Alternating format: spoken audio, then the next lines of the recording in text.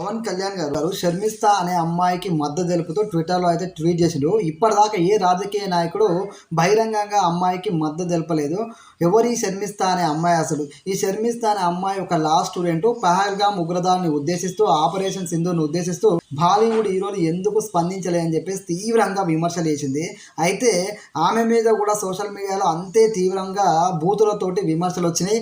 So అవన్నీ గ్రహించి ఆమె సారీ చెప్పింది. అదేవిధంగా ఆమె ఏదైతే మాట్లాడిందో దానికి సంబంధించిన వీడియోలను డిలీట్ చేసింది. అయినప్పటికీ కలకత్తా పోలీసులు కేసు రిజిస్టర్ చేసి ఆమెను అరెస్ట్ చేసి జైలుకు పంపించారు. మమతా బెనర్జీ పార్టీకి చెందిన కొంతమంది ఎంపీలు సనాతన ధర్మం గురించి విమర్శలు చేసినప్పుడు, ఏకంగా మమతా బెనర్జీ సనాతన ధర్మం ఉద్దేశిస్తూ తీవ్రంగా మాట్లాడినప్పుడు ఎందుకు ఈ అరెస్ట్ చేయలేదు? సెక్యులరిజం అంటే అందరికీ ఒకేలాగా ఉంటుంది కదా, ఎందుకు ఈ అమ్మాయిని మాత్రం డిలీట్ చేసినప్పటికీ క్షమాపణ చెప్పినప్పుడు అరెస్ట్ చేశారు?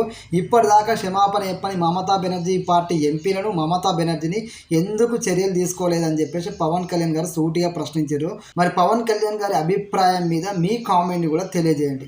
జై హింద్.